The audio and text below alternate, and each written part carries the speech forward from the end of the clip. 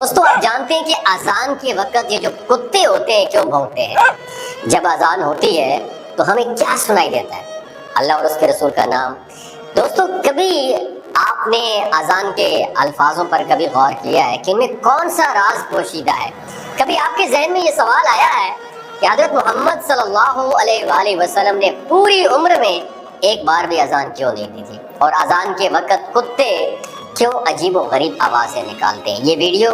آپ کے لیے بہت اہم ہونے والی ہے، کیونکہ اس ویڈیو میں ہم اذان کے وہ راز جانیں گے جنہیں جان کر آپ بھی حیران ہو جائیں گے۔ دوستو آپ نے کبھی مشاہدہ کیا ہے کہ جیسے ہی فجر کی اذان ہوتی ہے تو اکثر اوقات کتے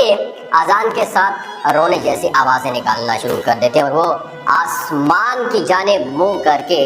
رونے لگتے ہیں۔ بعض اوقات کتے فجر کے علاوہ باقی اذانوں کے ساتھ بھی ایسے آوازیں نکالتے ہیں۔ اکثر لوگوں کے ذہنوں میں یہ سوال آتا ہے اور وہ یہ سوال پوچھتے بھی ہیں کہ کتے ایسا کیوں کرتے ہیں؟ اذان کی پکار جو ہے نا، ہم دن میں 5 وقت ہم سنتے ہیں اور ہر نماز سے پہلے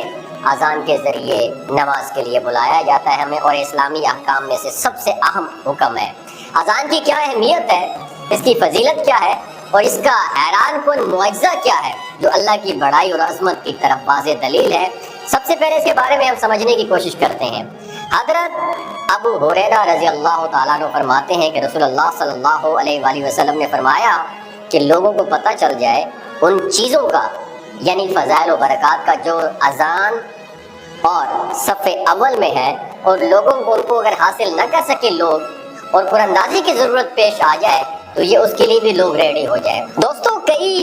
لوگوں کے ذہنوں میں سوال آتا ہوگا کہ آپ صلی اللہ علیہ وآلہ وسلم نے پوری زندگی میں اذان کیوں نہیں دی، اور اس کے پیچھے وجہ کیا ہو سکتی ہے؟ تو یاد رہے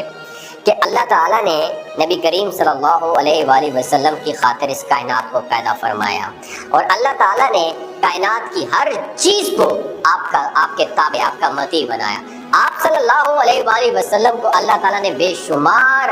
معجزات عطا فرمائے۔ آپ کے حکم سے جھاڑیاں آپ کے قدموں میں آ کے سجدہ کیا کرتی تھیں۔ آپ صلی اللہ علیہ وآلہ وسلم نے اپنی زندگی میں اذان اس لیے نہیں دی کہ اگر آپ صلی اللہ علیہ وآلہ وسلم اپنی زندگی میں اذان دے دیتے تو اللہ کے حکم سے تمام حجر و شجر اور کائنات کی باقی مخلوقات بھی آپ صلی اللہ علیہ وآلہ وسلم کی آواز پر لبیک کہتی اور آپ صلی اللہ علیہ وآلہ وسلم کی خدمت میں حاضر ہو جاتی۔ اس لیے آپ صلی اللہ علیہ وآلہ وسلم نے اپنی زندگی میں خود اذان نہیں دی، بلکہ آپ نے حضرت بلال رضی اللہ تعالیٰ عنہ کو اذان دینے کی ڈیوٹی سونپی۔ اب کئی لوگوں کے ذہنوں میں یہ سوال بھی آتا ہوگا کہ کتے اذان کے ساتھ کیوں روتے ہیں؟ تو یاد رہے کہ روایات میں یہ بات ملتی ہے کہ رات کے اوقات میں اکثر شیاطین اور شیطانی جنات وغیرہ اس کائنات میں گھومتے پھرتے ہیں، اور ان کا یہ گھومنا صرف رات کو ہی ہوتا ہے، اور جیسے ہی مؤذن فجر کی اذان کے لیے اللہ اکبر کی آواز بلند کرتا ہے تو یہ شیاطین اس آواز کو سنتے ہی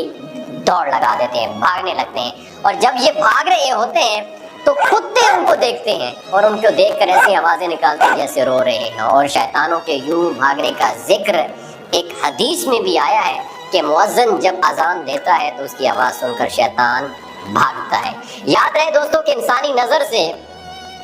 اللہ تعالیٰ نے بہت سی باتوں کو پوشیدہ رکھا ہے،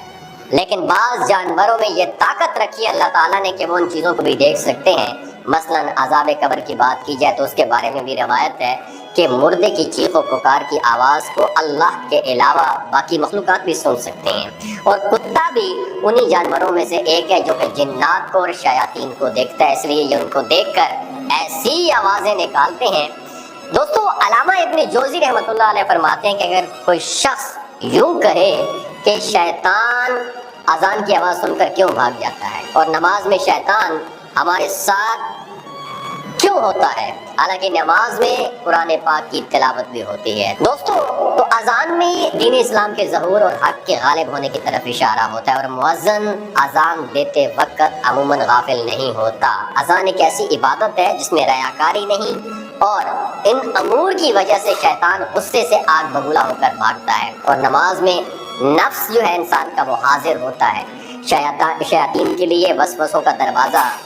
کھل جاتا ہے، اس لیے شیاطین نمازی کے قریب آ کر اس کو وسوسوں میں انوالو کر دیتا ہے۔ حضرت ابو ہریرہ رضی اللہ تعالیٰ عنہ سے روایت ہے کہ رسول اکرم صلی اللہ علیہ وآلہ وسلم نے ارشاد فرمایا کہ جب نماز کے لیے اذان دی جاتی ہے تو جو شیطان ہے نا وہ پیٹھ پھیر کر بھاگتا شروع کر دیتا ہے، یہاں تک کہ اذان کی آواز سنائی نہیں دیتی۔ جب اذان مکمل ہو جاتی ہے تو وہ واپس آ جاتا ہے، یہاں تک کہ جب اقامت کہی جائے تو پھر پیٹھ پھیر کر بھاگتا ہے، اور جب مکمل ہو جائے تو پھر سامنے آتا ہے اور دل میں وسوسے ڈالتا ہے اور کہتا ہے کہ وہ بات یاد کر جو باتیں اسے یاد نہیں ہوتی، حتیٰ کہ آدمی بھول جاتا ہے کہ اس نے کتنی رکعتیں پڑھی ہیں۔ کیونکہ جانور مخلوقات کو بھی دیکھتے ہیں